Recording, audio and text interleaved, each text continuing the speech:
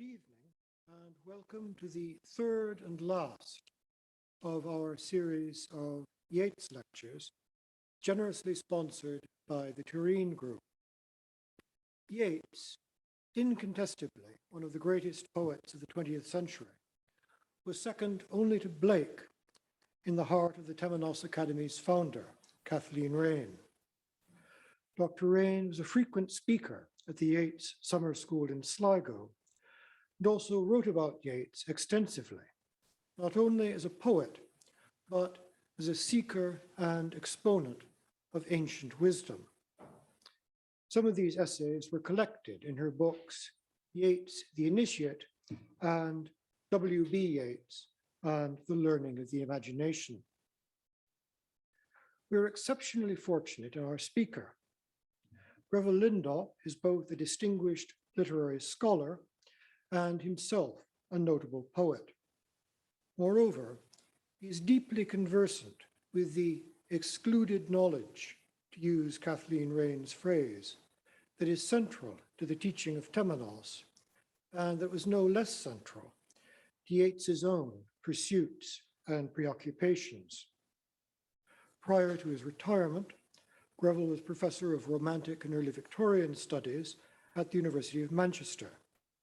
His many writings include biographies of Thomas de Quincey and Charles Williams, a literary guide to the Lake District, 7 collections of poems, and Travels on the Dance Floor, a salsa-centered odyssey through Latin America that was chosen as a Radio 4 Book of the Week.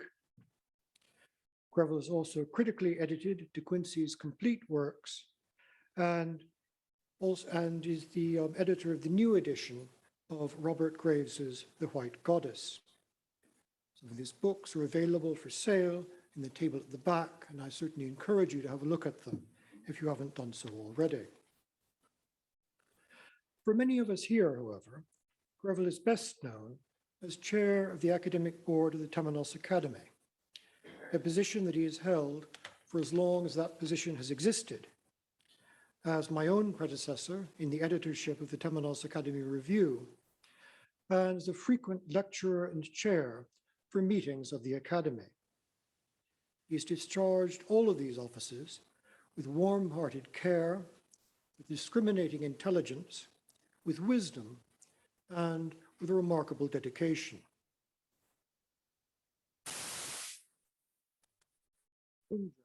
From and to his home and family in Manchester, Grevel never hesitates to support and illuminate us with his presence, as on this occasion. Grevel is currently at work on an in-depth study of Yeats's spiritual life, to be published by Oxford University Press. We're all looking forward to hearing him speak on Yeats's poems of Fairyland.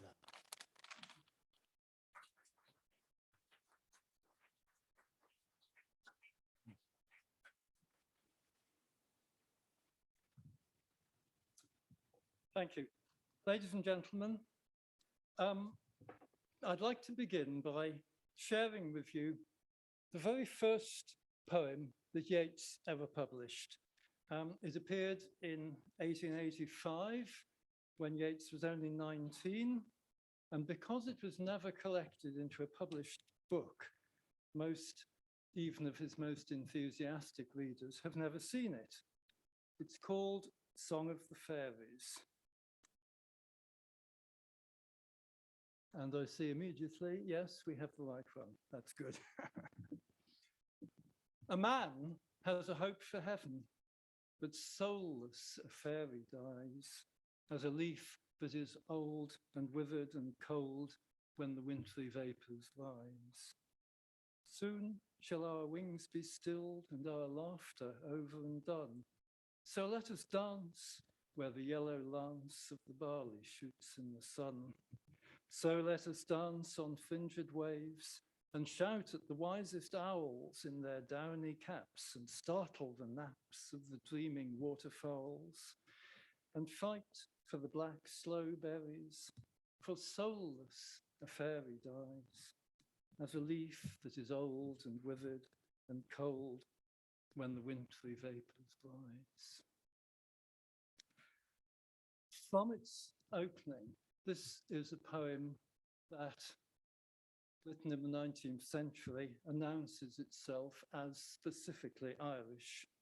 There were plenty of fairies in English art and poetry of the time, but I don't think it would have occurred to an English poet in the 19th century to inquire about the fairies' souls and their destination after death. In England, religion and the fairies were kept well apart. In Ireland, things were less simple. There was quite a range of views about the theological status of the fairies. The idea that fairies had no souls was not, in fact, particularly common. More often, they were said to be angels who had refused to fight for either God or Lucifer when Lucifer rebelled. Or again, they might be said to be angels who had remained trapped on earth when the gates of heaven and hell were closed. Sometimes it was said that they might live on earth until the day of judgment, but then they, or their souls, would go, and probably not to a good place. Some people even said that the fairies envied humans because the fairies knew themselves to be doomed to extinction at the last day. And some believed that fairies wanted to marry mortals because by doing so, a fairy could acquire a soul and their children would have souls too. Nobody was sure. But what's most impressive in Yeats's simple, almost childlike poem is the way the young poet uses the fairies' lack of a soul to emphasize the poignant carpe diem theme. The fairies relish natural beauty, appetite, and mischief all the more sharply in the knowledge of their ultimate annihilation. The poem makes a contrast between fairies and humans. A man has the fields of heaven, but soulless, a fairy dies. But the human reader, Christian or not, is likely to feel, after all, a frisson of sympathy. Are we so sure of our own post-mortem survival? The poem has its weaknesses, of course, those wisest owls in their downy caps and the naps of the waterfowl, drawn in rather too obviously to find a rhyme, I think. These details sound perhaps rather too childish. But on the other hand, the yellow lawns of the barley shooting in the sun, the black sloe berries, and the leaf that is old and withered and cold in winter are vivid and neatly phrased. Above all, we can see that at the age of 19, Yeats has already contrived a peculiarly haunting and seductive mood in the poem. One of those unsettling, unresolved discords of mood, which so often in his work will be the music of alternative realities, the music of Fairyland. The playful and the poignant are set against each other, and the discord is not settled or resolved, but left to float as in some kind of intermediate space. The fairies' belief that they will die soulless and without a hope of heaven also bears another possible interpretation. It may at this time have been a personal utterance by the poet, for the young Yeats was by no means a convinced Christian. His father, the painter John Butler Yeats, never went to church. Yeats recalled that as a child, my father's unbelief set me thinking about the evidences of religion. I did not think I could live without religion. I was often devout, my eyes filling with tears at the thought of God and my own sins, but I hated church. After the time he refused to go. Yet, this was the same child who, aged 7, while his father painted, had watched the ants running about in the sandy soil of Burnham Beeches in Buckinghamshire and wondered, what religion do the ants have? For they must have one, you know.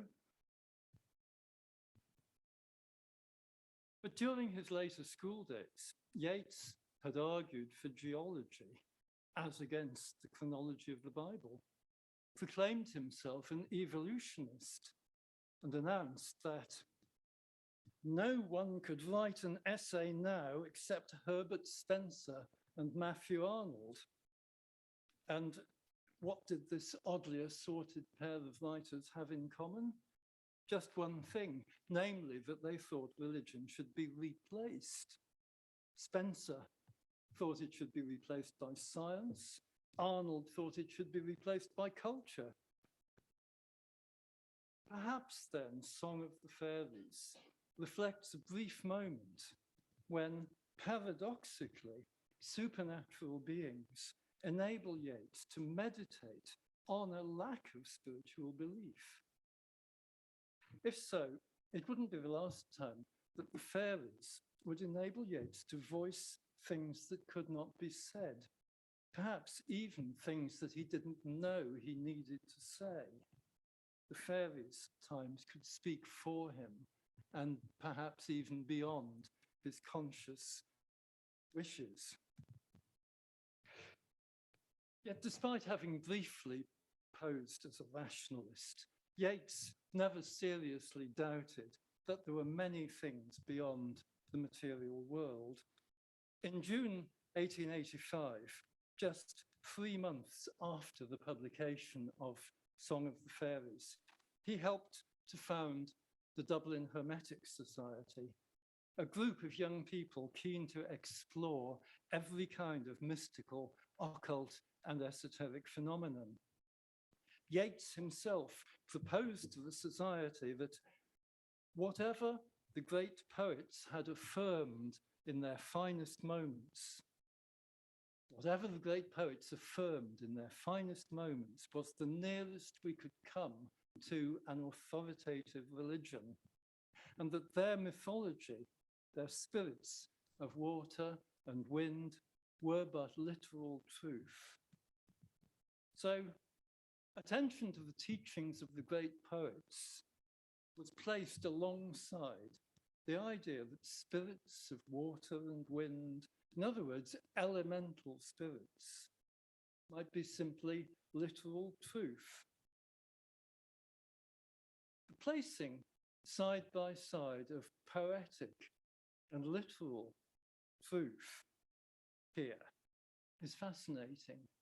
Surely what the 20-year-old Yeats is trying to express is a sense of the borderland, a sense of a realm where the poetic and the literal might meet and overlap.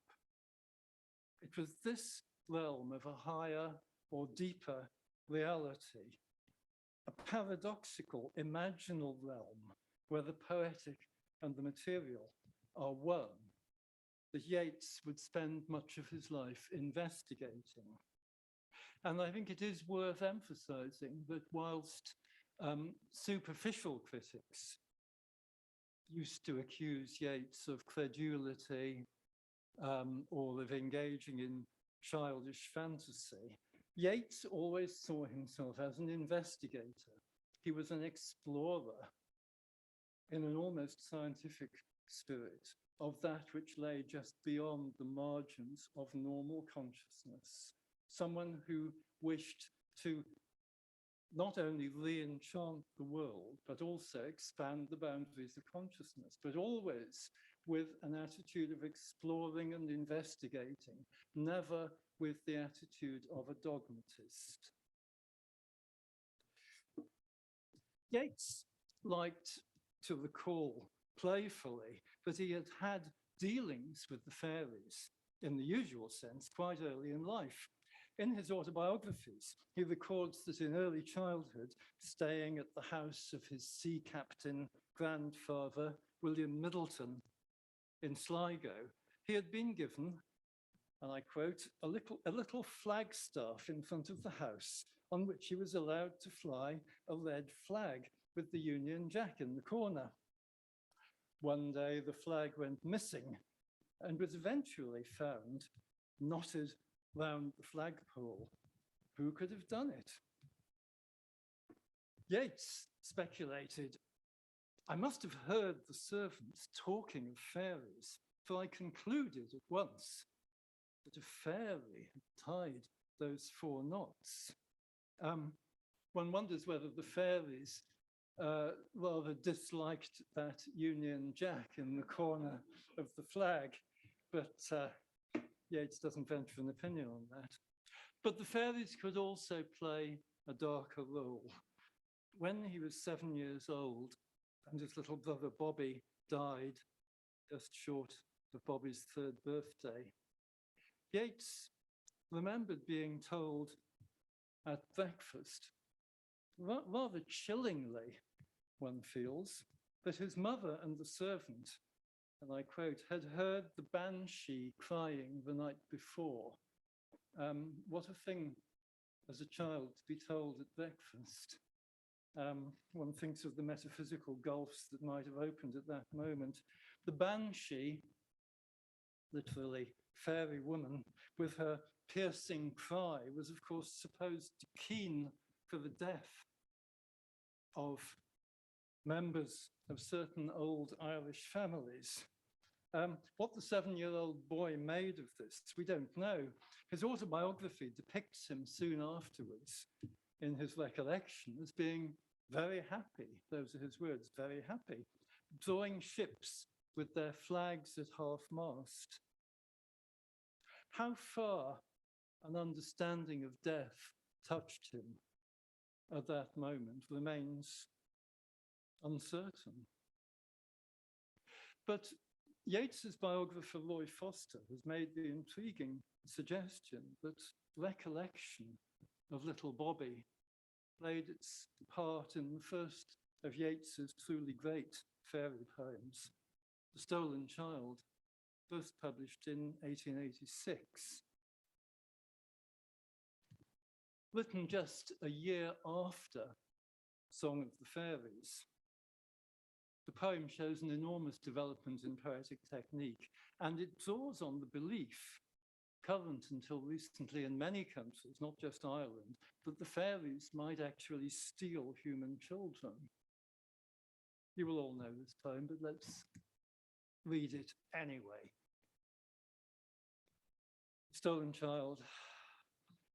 I should say that the fairies have tampered with my copy, and there are a few words missing in the second stanza where the 1, 2, 3, the 5th line should be 2 lines, but I'll read the proper version, not.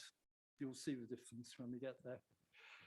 Where dips the rocky highland of Sleuth Wood in the lake, there lies a rocky island where flapping herons wake the drowsy water rats. There we've hid our fairy vats full of berries and reddest stolen cherries.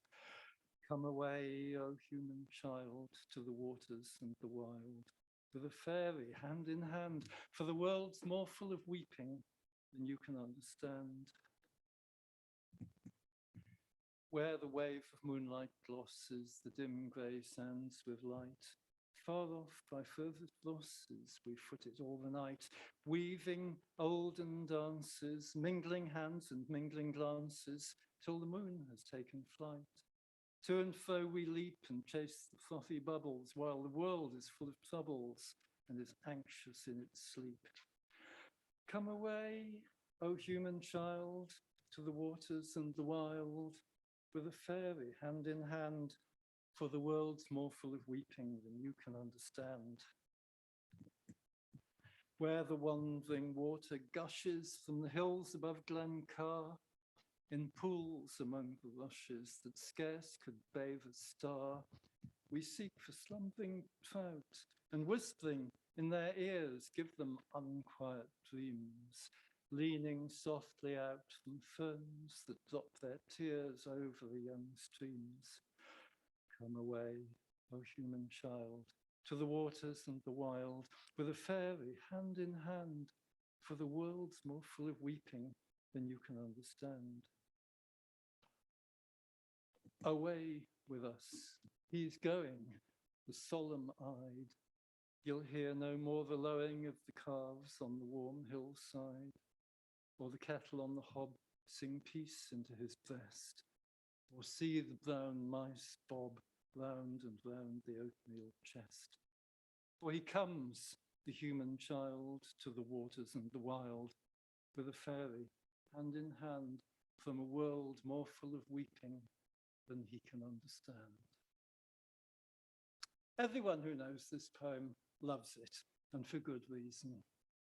It's the first poem where Yeats entirely succeeds in sounding what is for him the characteristic note of Fairyland, the subtle discord amid harmony, the subtle tension between joy and sorrow and between worlds.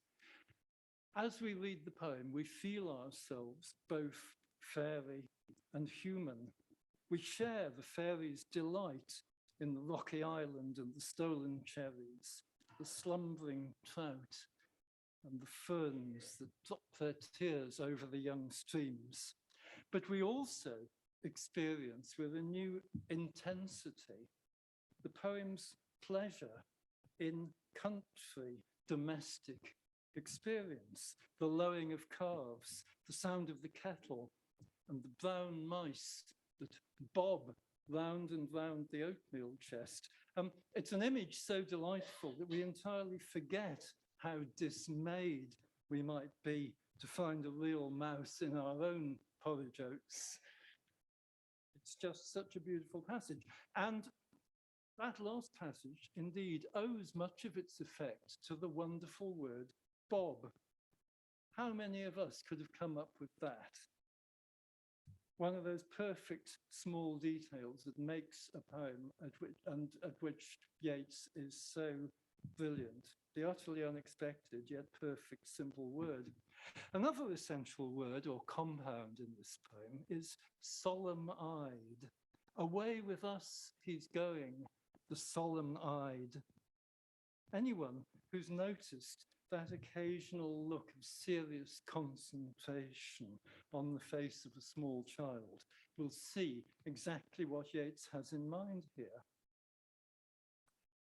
Here, if anywhere, is the point where we catch a glimpse of little Bobby, the poet's lost brother. But all of these details are given extra force by the fact that they appear only as the child is departing with the fairies. It's when he leaves that the intimate domestic details come into view. We experience the comfort and the safety of the human world. And the poem invites us to contemplate these just as they become unattainable. The child will hear and see them no more. Whose perspective is this? Are the fairies themselves longing to come home to the unattainable human world? Are they the ones who miss the sound of the kettle, the lowing of the calves? It's as if we suddenly see the human realm from outside. The world may be full of weeping, but would we give up the kettle, the oatmeal, and the farm to escape the tears? This balance, this tension is the music of Fairyland, as expressed in Yeats's poetry. His achievement lies in leaving it unresolved, in using poetic language to lure us into a new, poignant, and in the fullest sense, uncanny experience. Little Robert's death played a major part in drawing Yeats's mother into what seems to have been long-term depression, accompanied by chronic physical illness.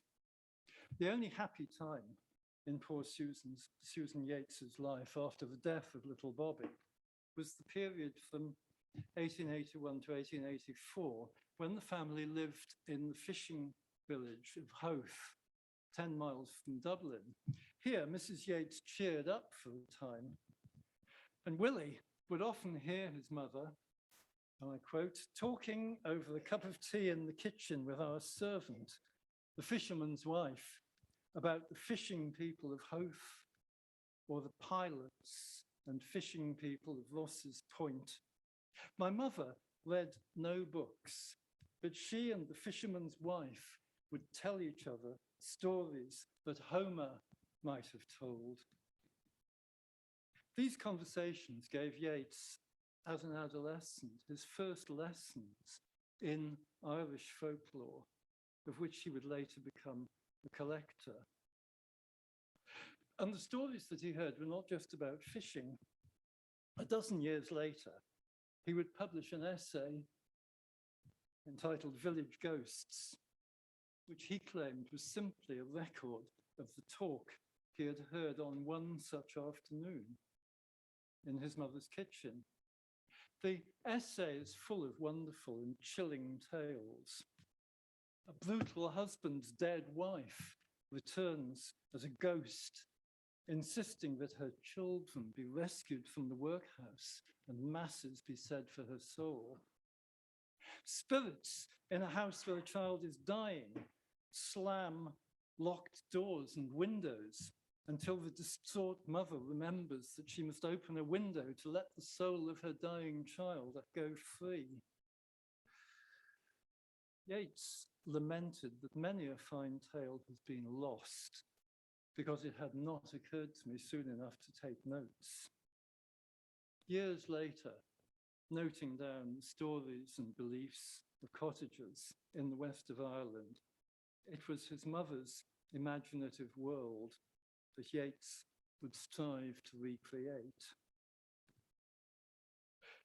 We've taken this dive back into Yeats's adolescence because it enables us to follow up a suggestion made by Yeats's editor, recent editor, Peter MacDonald, who's pointed out that a minor poem of Yeats, The Fairy Doctor, written in August 1888, was composed very close to the time when Susan Yeats, the poet's mother, suffered the first of a series of strokes.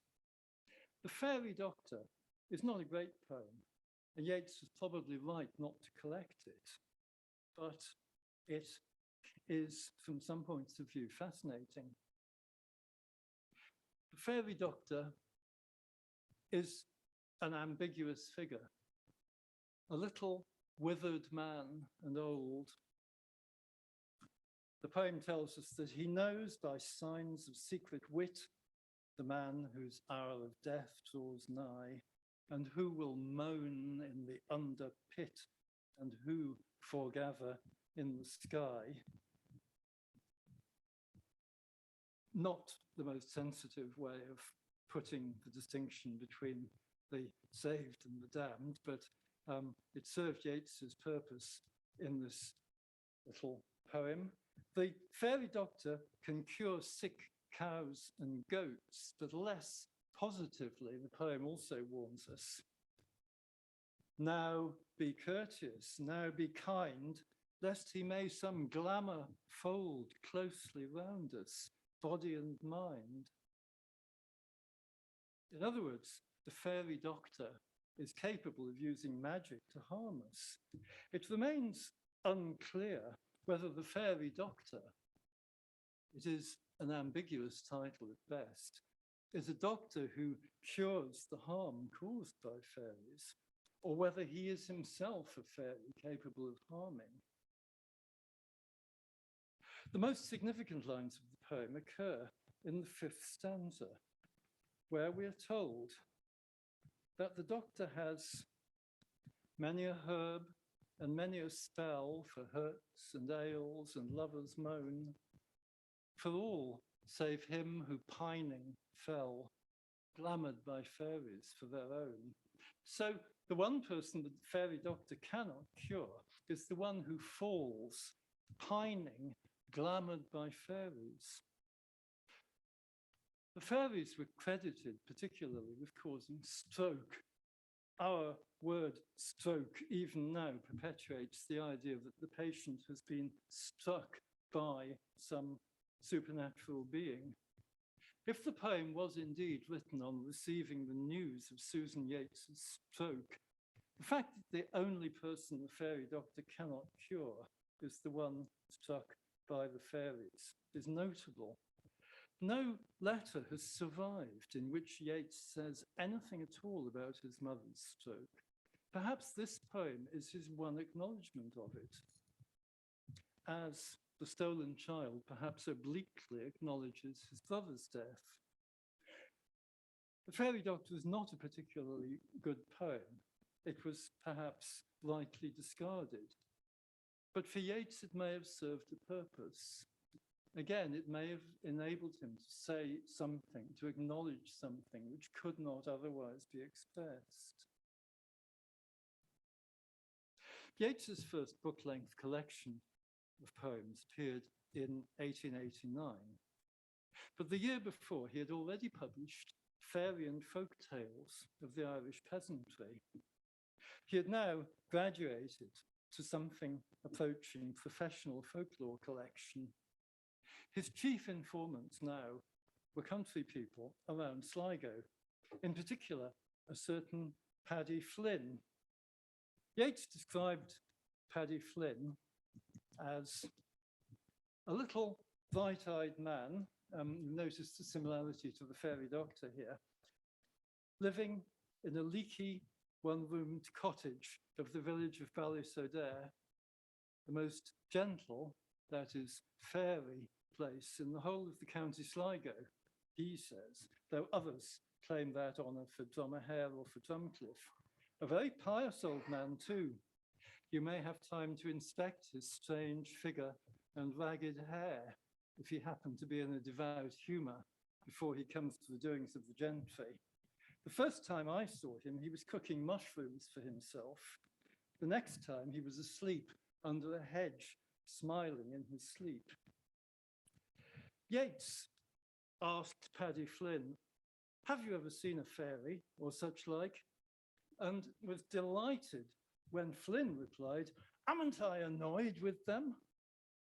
He also claimed to have seen the banshee down there by the water, batting the river with its hands.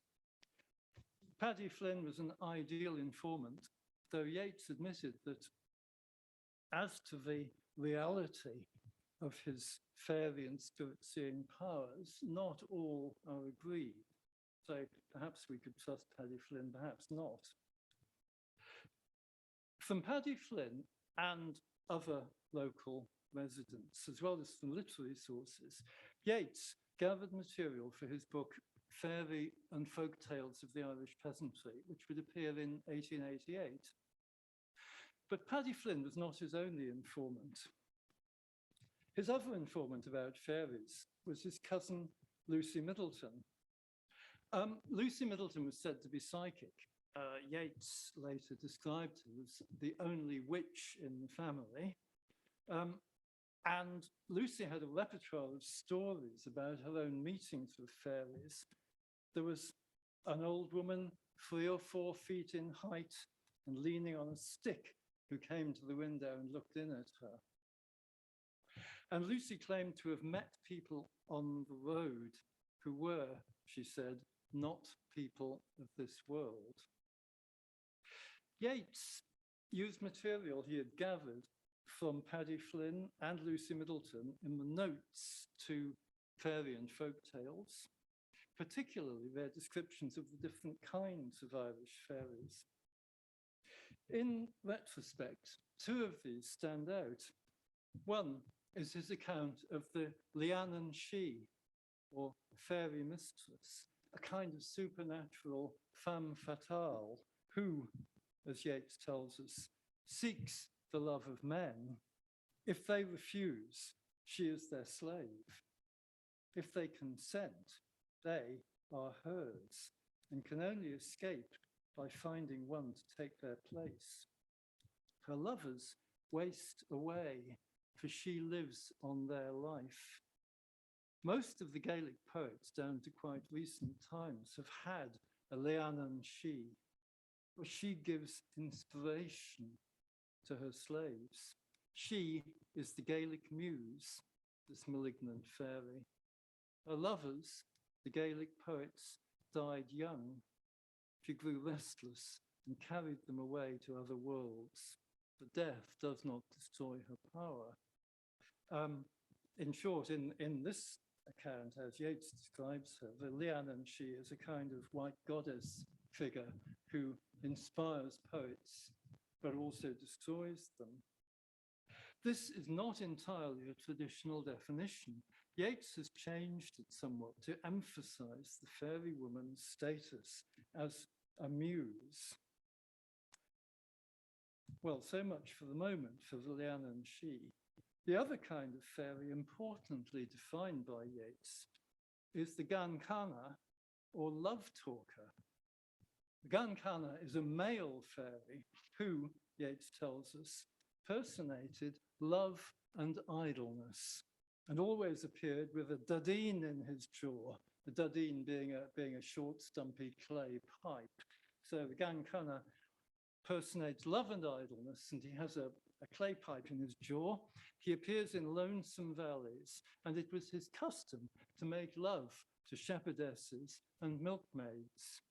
It was considered very unlucky to meet him, and whoever was known to have ruined his fortune by devotion to the fair sex was said to have met a Gankana. Soon after the publication of Fairy and Folk Tales, Yeats included his description of the Leannan she, or fairy muse, in an article for the theosophical magazine Lucifer.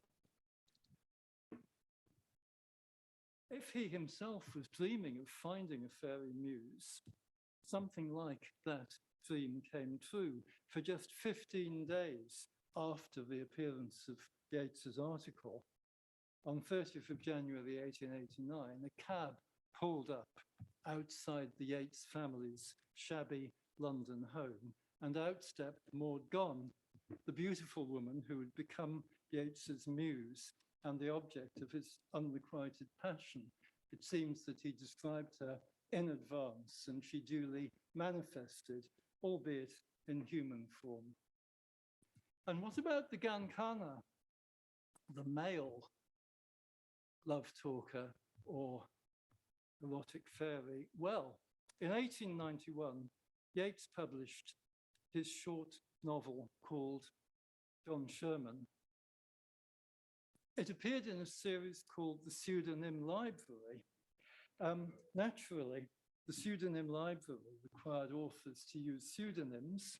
And what pseudonym did Yeats use? He called himself Gankana.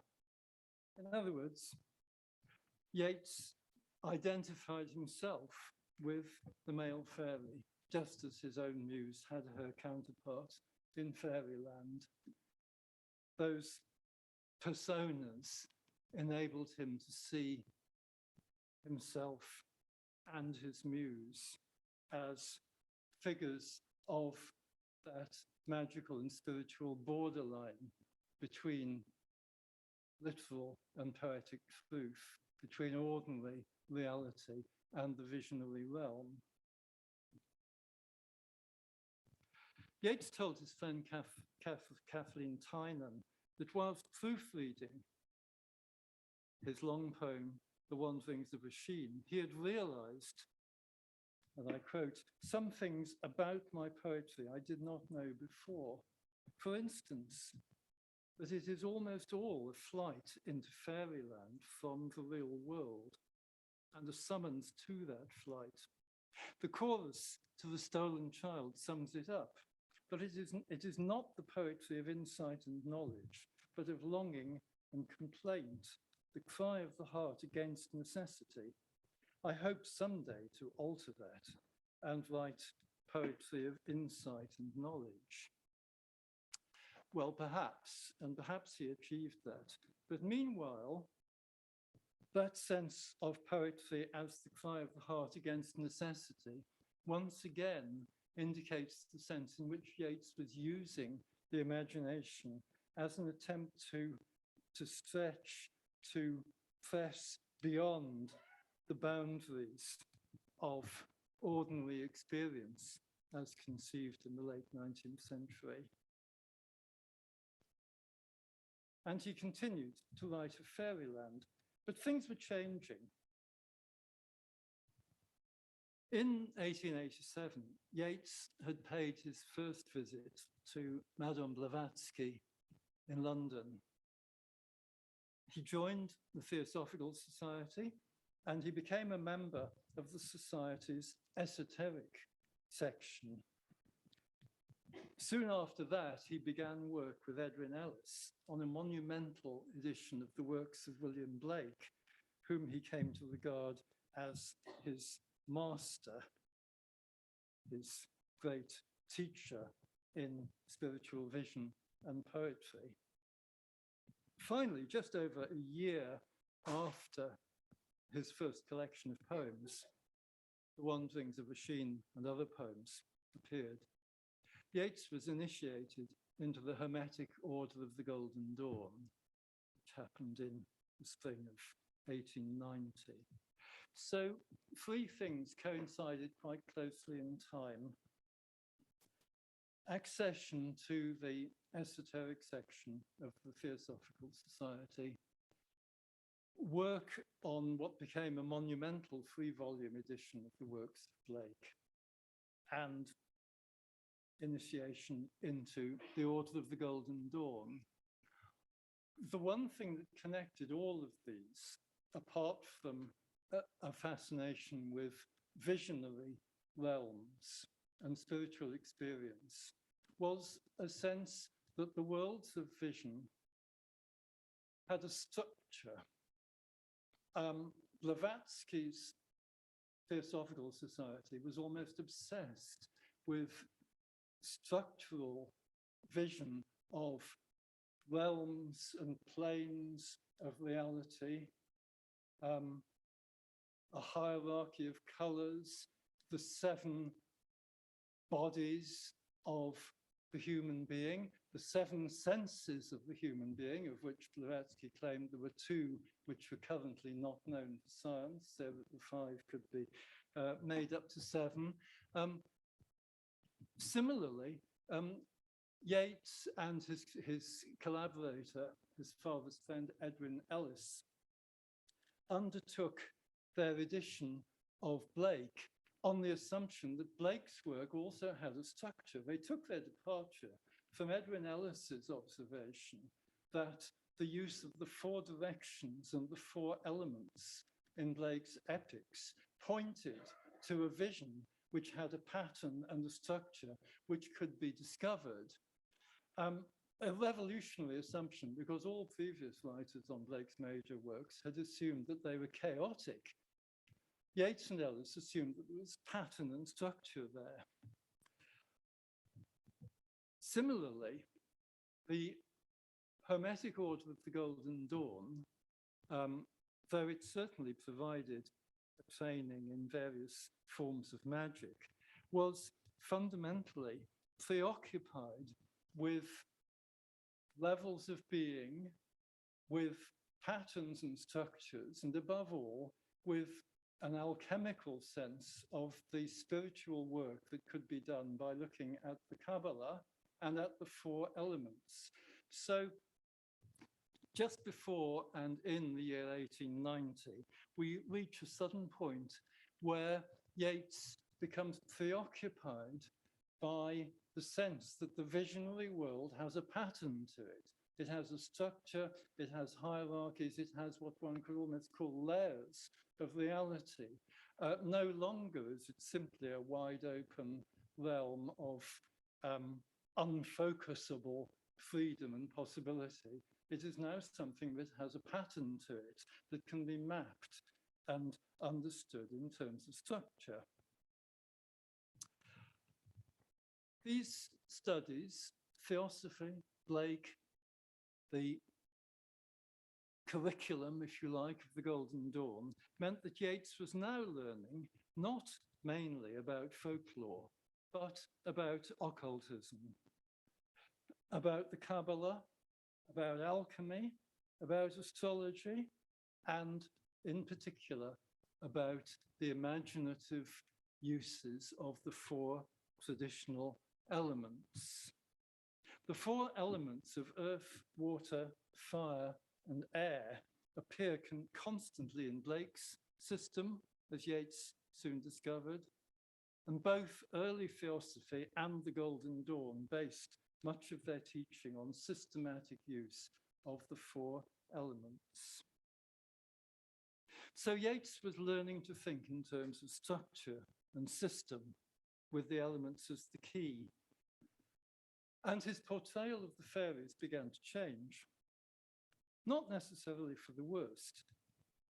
In fact, far from it, because one of the first fruits of the process was The Man Who Dreamed of Fairyland, certainly one of his finest fairy poems. We should have it here, yes. I've given it here in the original first published version of 1891. So as you may well know this poem, you will also notice differences because this is the earliest text. The Man Who Dreamed of Fairyland. He stood among a crowd at Dromahair, his heart hung all upon a silken dress, and he had known at last some tenderness before earth made of him her sleepy care. But when a man poured fish into a pile, it seemed they raised their little silver heads and sang how day a druid twilight sheds upon a dim green, well-beloved isle, where people love beside star-laden seas, how time may never mar their fairy vows under the woven roofs of quicken boughs. The singing shook him out of his new ease. As he went by the sands of Lissadil, his mind ran all on money cares and fears, and he had known at last some prudent years before they heaped his grave under the hill. But while he passed before a plashy place, a lugworm with its grey and muddy mouth sang how somewhere, the north or east or south, there dwelt a gay, exulting, gentle race, and how beneath those 3 times blessed skies, a Danaan fruitage makes a shower of moons, and as it falls, awakens leafy tunes. And at that singing, he was no more wise. He mused beside the well of Scanavin. He mused upon his mockers, without fail, his sudden vengeance with a country tale, now that deep earth has drunk his body in. But one small knot grass growing by the pool told where, little all unneeded voice, old silence bids a lonely folk rejoice and chat with their calm vows with leafage cool, and how, when fades the sea-strewn rose of day, the gentle feeling wraps them like a fleece, and all their trouble dies into its peace. The tale drove his fine, angry mood away. He slept under the hill of Lognarol, and might have known at last unhaunted sleep under that cold and vapor-turbaned steep, now that old earth had taken man and all, were not the worms that spired about his bones, a-telling with their low and reedy cry of how God leans his hands out of the sky to bless that isle with honey in his tones, that none may feel the power of squall and wave, and no one any leaf-crowned dancer miss, until he burn up nature with a kiss. Man has found no comfort in the grave. As with so many of Yeats's poems of Fairyland, the poem creates a subtle and beautifully unresolved discord. The man has found no comfort in the grave. Has his life been ruined by the intimations of Tirnanog, the blissful fairy realm which nature brings to his mind? Or has his life been enriched by these glimpses of the other world? He's become a dreamer. His life has been ineffectual because he glimpses fairyland yet cannot go there. And yet, his life has also been enriched by these visions. The intimation of something beyond the material world surely repays what has been missed here. We're poised. And it hardly needs saying the man who dreams of fairyland is, in one sense, Yeats himself. The poem is a poignant self-portrait. But something new has entered Yeats's poetry here. The four speakers who remind him of the endlessly tantalizing fairyland represent the four elements. The fish who raised their little silver heads to sing of it are the denizens of water. The lugworm with its grey and muddy mouth is the speaker of earth. The small knot grass, the knot grass is a straggling tiny weed with little flowers, is air. And the worms that spired about his bones are the creatures of fire. This may seem surprising, but Yeats knew from Blake that the worm is a dragon in embryo. It is the devourer of a fury so secret as to pass for helplessness. The worm loves to curl around the bones of death. The worm is the representative of fire. And the four elements align in the poem with each stanza's concern. Water with emotion, in this case love. Earth, of course, with money.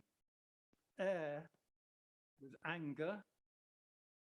And fire with apocalypse, how God will ultimately burn up nature with a kiss. This quite strict fourfold patterning in a poem is something new in Yeats's presentation of Fairyland. Yeats's encounters with the fairies were not confined to poetry. The following year, 1892, visiting Sligo with his cousin Lucy Middleton, he set out to invoke the Irish fairies. The first experiment, according to the account Yeats published in the Irish Theosophist magazine, took place in Lucy Middleton's kitchen whilst they waited for a kettle of water to boil. Using a lunar invocation, Yeats induced his clairvoyant cousin to call up the Irish fairies. Lucy obediently called up a tribe that might have pranced straight out of a Victorian fairy book. I think this is probably very much how Lucy Middleton saw herself. The picture is called Midsummer Eve by Edward Robert Hughes. I chose it initially simply to show how a late 19th century young lady might have imagined herself talking to the fairies. But I was delighted to find that, in fact, Edward Robert Hughes, the painter, attended Heatherley's art school at the same time as Yeats's father. They must have been students together. So we've got our connection, even if only a tenuous one, to the Yeats family. So that's how I like to think of cousin Lucy Middleton invoking the fairies. Anyway, according to Yeats, first of all came little creatures with green hair like seaweed. These are clearly fairies of water. Next, a multitude dragging a car containing an enormous bubble.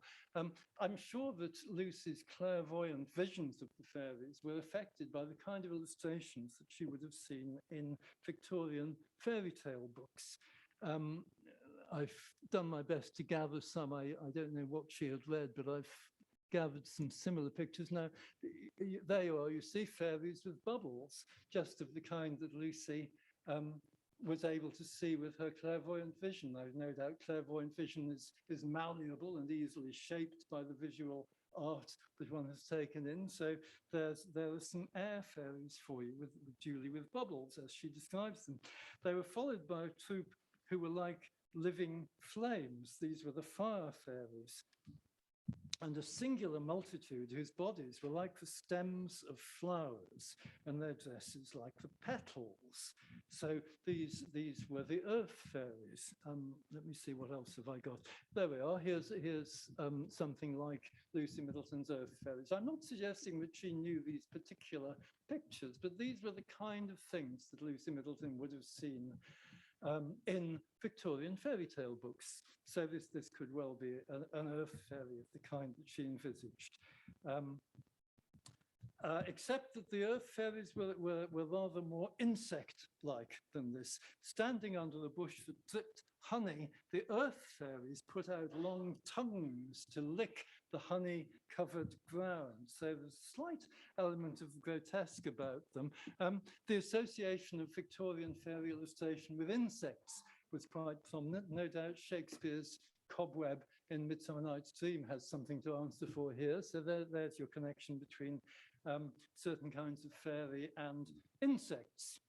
Well, this domestic experiment was followed by a more ambitious one on the seashore at Ross's Point, where Yeats and Lucy were joined by their uncle, the Freemason and astrologer George Pollexfen.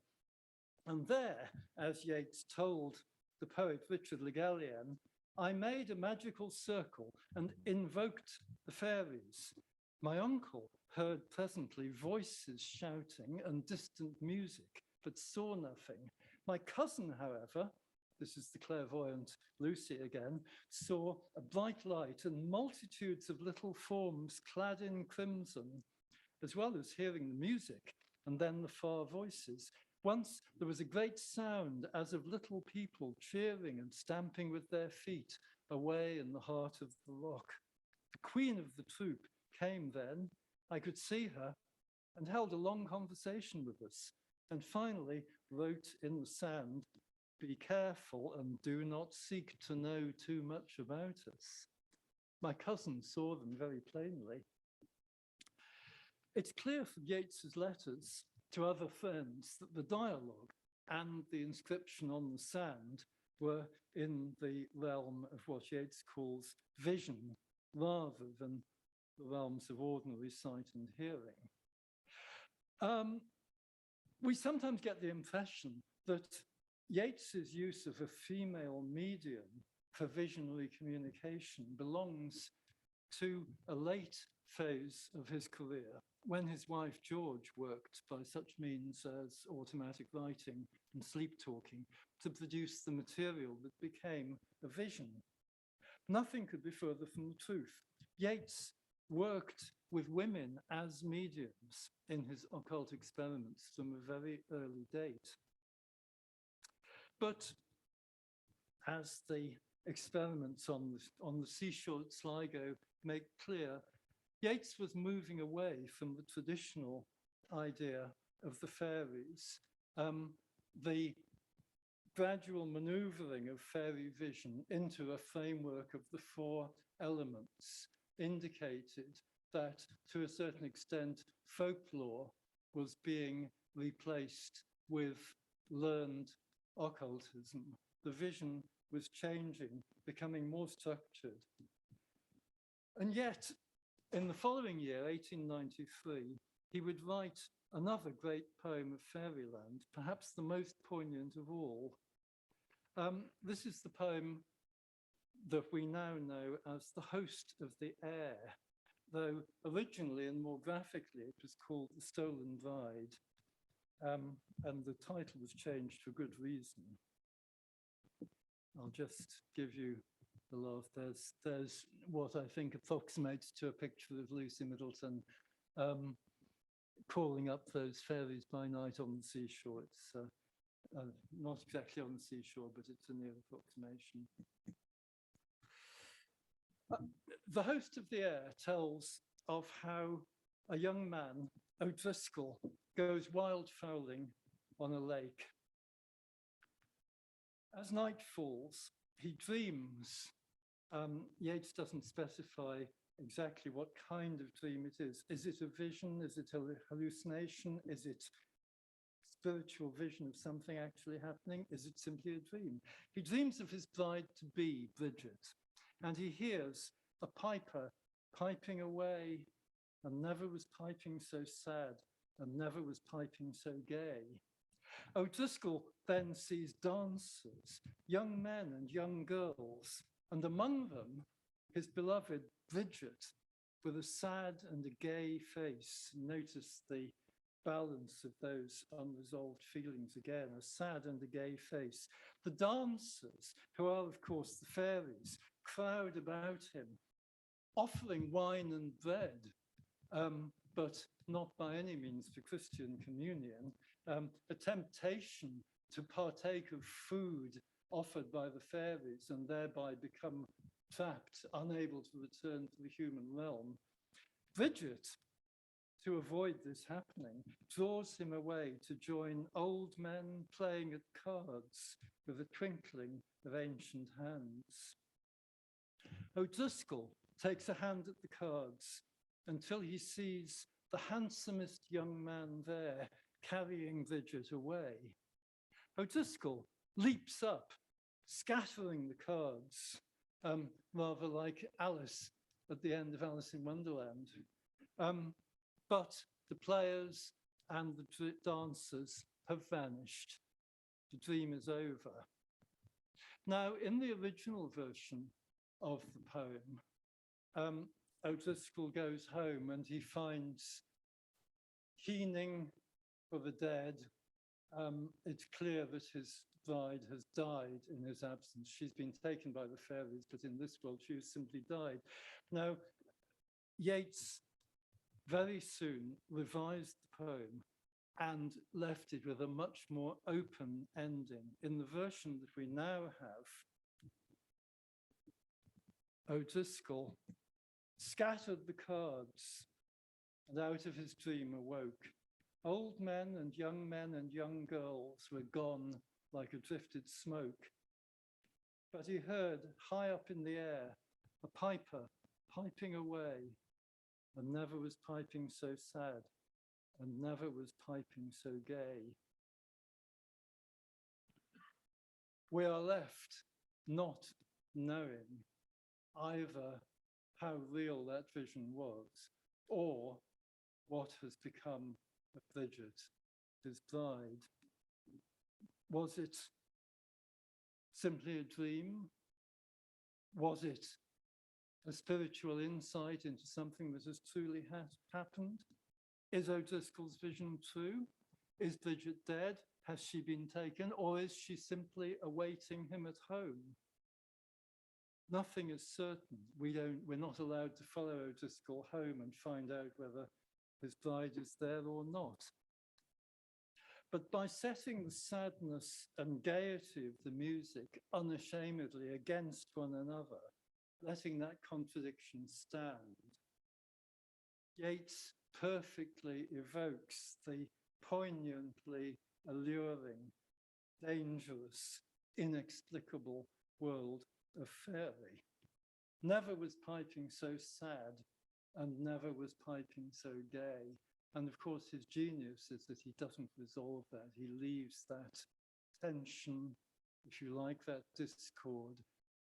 And by doing that, I think Yeats creates an entirely different, and I believe historically, an entirely new kind of poetic experience. I don't think anyone had so poignantly done that before. I don't think anyone had managed to create that intensity of conflicted feeling, which somehow lifts us out of our ordinary range of emotions into something which is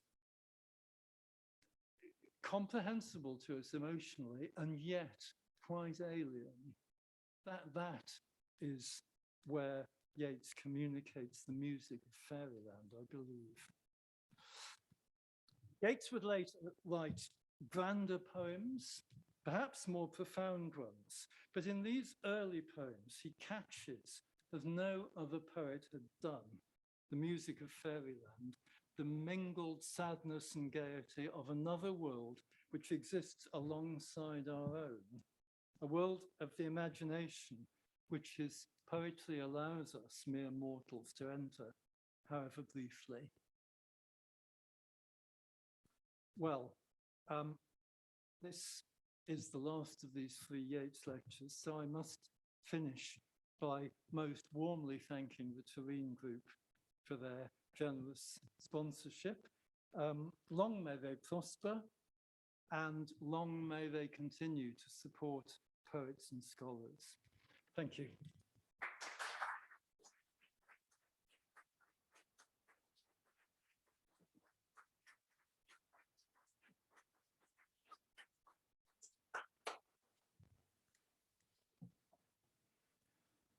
Well, after that round of applause, I don't think that there's much more for me to say except hear, hear. Thank you very much for a splendid talk, one which has certainly given me an enormous amount to think about. I'm sure that there will be questions, observations, and conjectures. I think that Grevel